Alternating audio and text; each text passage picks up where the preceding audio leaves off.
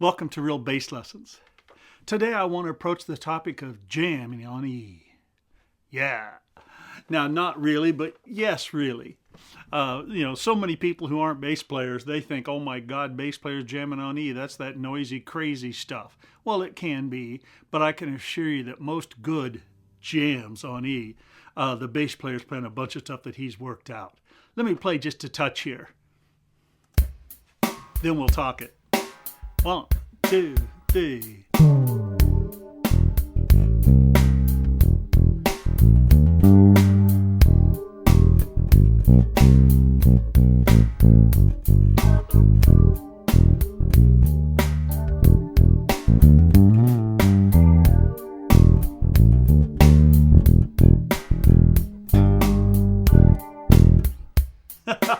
Cool, and that was my little version of jamming on E there. Now, you do understand, don't you, that depending on the style, rock, funk, jazz, sort of a jam band thing, jamming on E can mean many different things.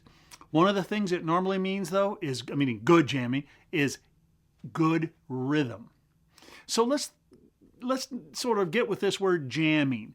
That has the implied, effect of like, hey man, we're just going to go for it. We don't know what we're going to do. Well, that's usually not the case. Usually, it's not a song. We're playing on E. We're just sort of making things up. But people, when it sounds good players, they play things they've worked out. So rhythmically, I just went bop, bop, chicka, go, bop, bop, Sure, I wanted to solidify my groove by just playing some simple 2-quarter note E's. Let's do it again and I'll make my sort of foundation a little bit more complicated. 2, 3, 4.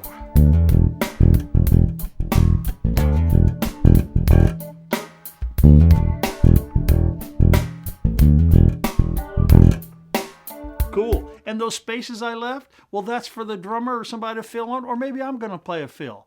But if I just do this,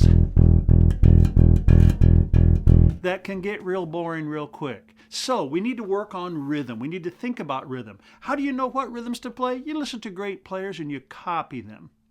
See, this whole idea again, jam on E, that doesn't imply, or let me back up. Some people imply that, oh my God, this guy's really good at jamming on E. Well, he may be, but what he's really being good at is stealing some cool licks and phrases and working them out so they sound very natural. When you hear someone jamming on E and it just sounds like, my God, how do they make it sound so good? It's because they've worked all that stuff out. Not as a group, not as a song, but they've worked out phrases and licks and good rhythms to play. Let me tell you a little story. You may appreciate this. Mike Gordon was my student. I was his only teacher for many, many years. And when I went he invited me to a concert one time many years ago to play with his band, Fish. And we went backstage, of course, and every bit of equipment was set up identical like it was on stage. And they were in there, quote, jamming. I went in and jammed with them. Now, when we say jamming, folks, they were just working out phrases of stuff that they had played a lot of times before so the other person could hear it and how they would go with it. Yeah, I don't want to criticize anyone for thinking like, man, that was just, creative and exciting and cool. Yes, it was. But it meant that each musician had a lot of parts worked out that they could just call up on the spur of the moment. As a matter of fact, to jam well, that demands that you have more material down more solidly. Otherwise, it does just sound like a bunch of noise. Bass players jamming on E. Oh my God, forget it. No, it can be very musical if you worked it out. Let's do that again, and I'll try a little bit of different style. 2, 1, 2, 3,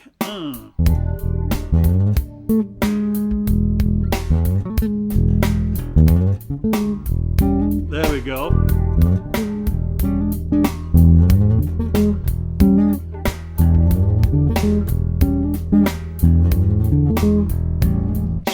That's just a phrase I learned, 40 years ago. It's matter of fact, that was one of those same ones, one of my favorite ones, that Early Weather Report record, that, what was it called? Cucumber Slumber, the song? Yeah, you bet. By the way, I teach a lot of the same things I've learned all my life, no matter what the style or if they're contemporary or not. Some people call them old school. I just call them good. Check that one out. Oh yeah, great little groove when you get it solid. I didn't have it down very well at the beginning.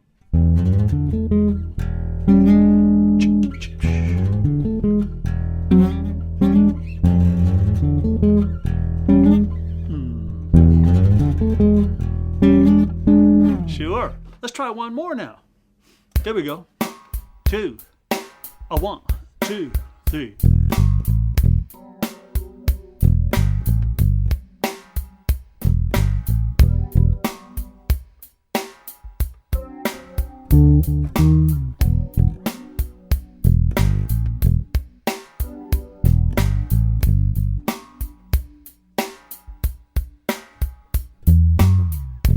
Sure. Obviously there I was working to leave some space, and I muted that so it had a little darker sound. You bet. So the point is there's no such thing as, I'm just going to pull something out of the air. Well, no, it needs to come out of your ears and come inside you, some stuff you've worked on. Let's go a little further, okay? Now, some people say, well, Joe, I don't even know I don't even know what notes to play. Well, we start on E, obviously. And a real common one is that E pentatonic.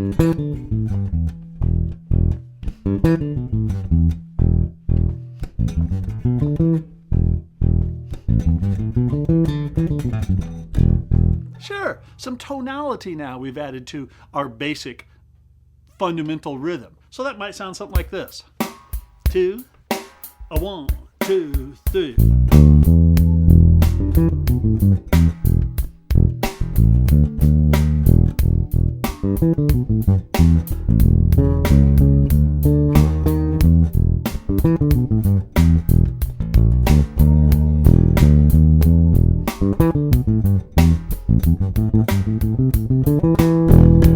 Sure. So again, I use that little sort of that pentatonic as half of my groove, almost like a little fill. Okay. I taught a lesson here not long ago, actually maybe a year or so ago. I call it funk fills, and there's a bunch of cool ones in there. Let me show you a common one here. This is a good one.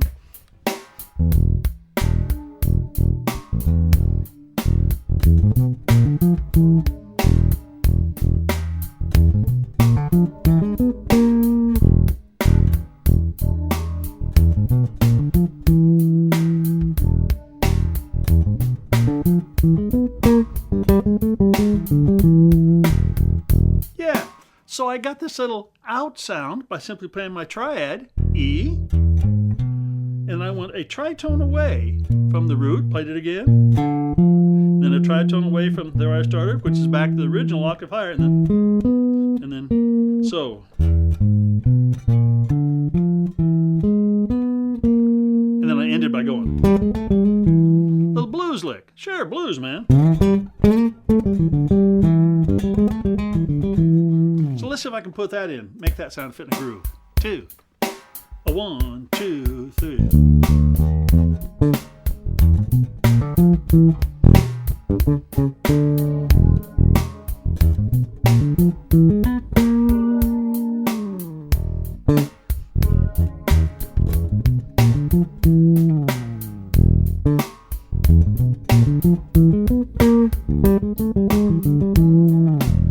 Cool. I also added one more note in there because this sounded sort of funky. I did this.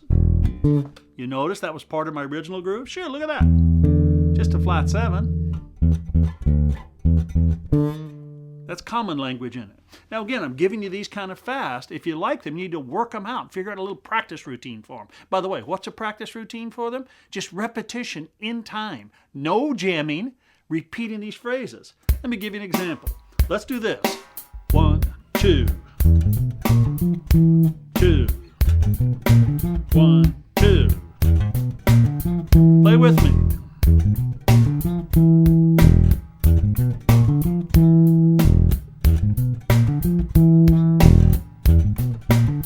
Good, let's make it a little longer. Listen to this.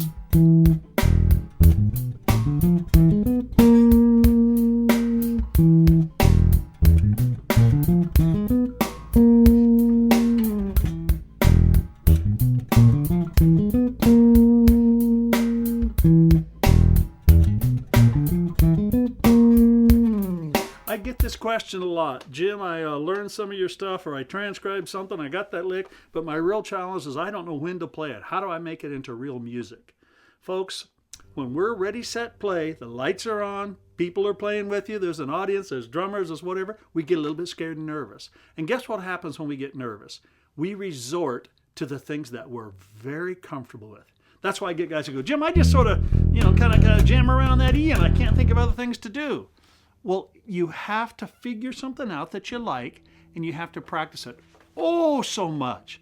I mean, 30 hours is not a lot of repetition. Not a bit. I have a student who says 300 times is not a lot, is it? I'm like, no. He says, that's the main thing I've learned. Well, I would sit and I could do that 30 times. You realize that only takes like 3 or 4 seconds? I could do that 30 times. Here's what you do is you put your drum machine on and you play one lick only for 30 minutes.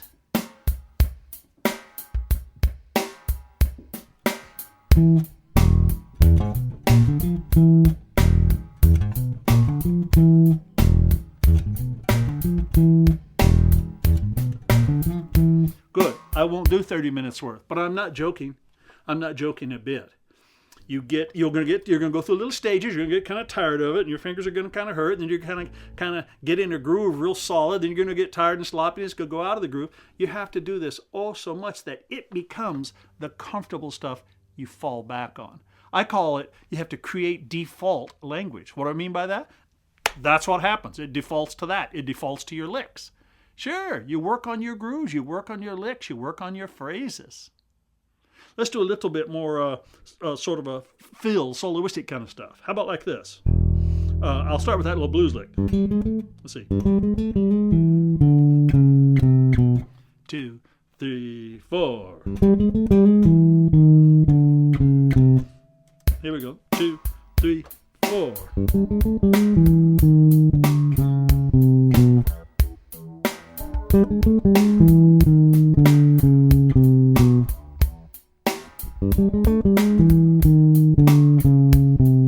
Play with me.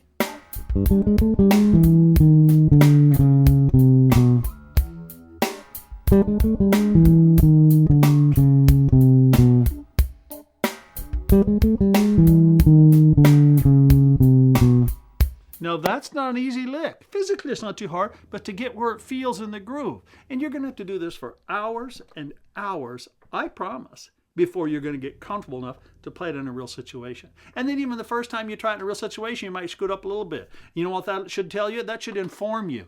I need to go work on it some more, don't I? Yes, things have to be comfortable.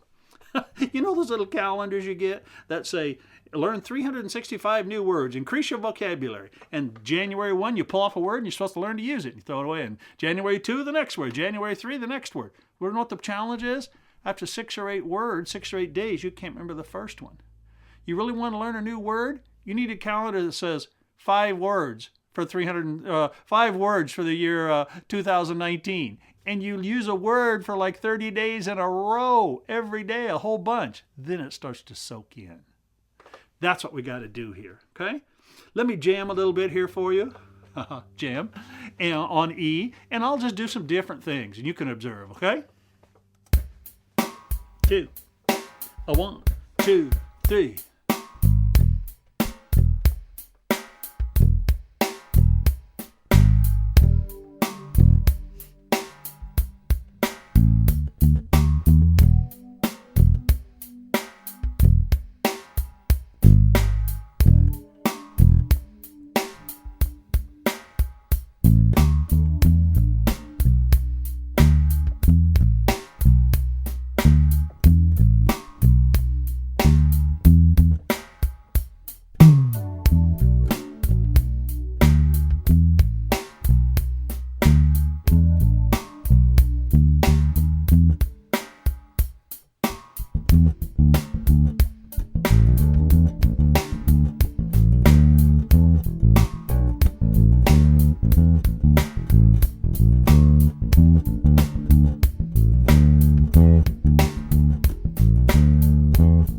Took me a second to get the one I wanted.